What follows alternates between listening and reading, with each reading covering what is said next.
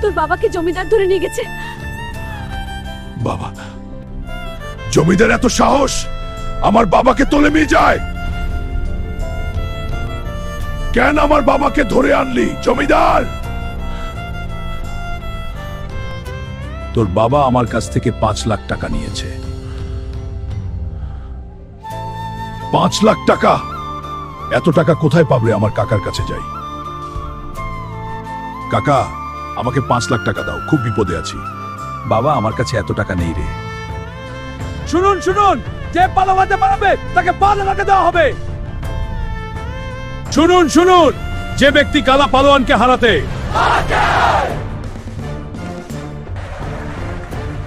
আমি হারাবো পালোয়ানকে।